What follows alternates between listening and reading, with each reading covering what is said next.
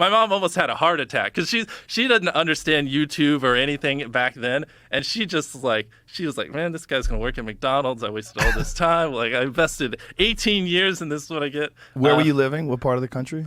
North Carolina. That's where I've lived almost my whole life. And so, how does she feel now? Oh, she's great. Is she like she's beyond flabbergasted? happy. Yeah, she loves it. You know, put her in front of her friends. She loves talking about it. She obviously. Oh, I great. always knew little Jimmy was gonna be a success. No, she doesn't try to hide it. We would fight all the time. Even in high school, like, you know, I never once studied. I literally wouldn't even take my books home. Like I legit don't think I studied once all of high school at my house.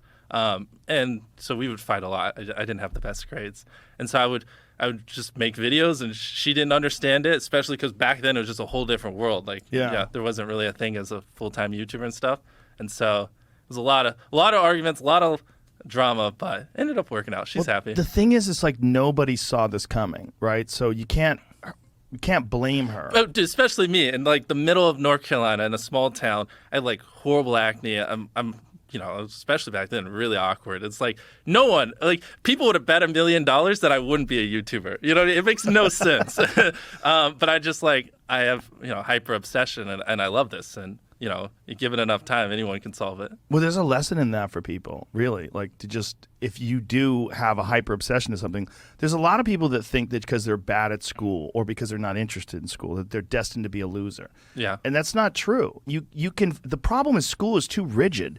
Like regular public school system, sit down, underpaid teacher, disinterested, not really connected with the work. You're not connected with it. You just can't wait to go home and do what you like to do. Exactly. And you get this thought in your head like, oh my God, I'm going to be a loser. I mean, that's how I was when I was in high school. I thought I was going to be a loser. Well, and you take it a step further because I thought, especially if you're like extremely passionate about something at a young age, where most kids are, then it's more exacerbated that it's like, you know, I didn't talk to anyone. I hardly had any friends because I was so obsessed with YouTube. As back then, just no one cared. So it's like I thought I was just like, just didn't even know how to speak. Like literally, I just couldn't hold a conversation with a single person because people would just tell me all you talk about is YouTube, and I would try to talk about something else. But back then, I was so hyper obsessed, I literally just didn't know how to. But what were you obsessed about? Were you obsessed about other channels, your channel?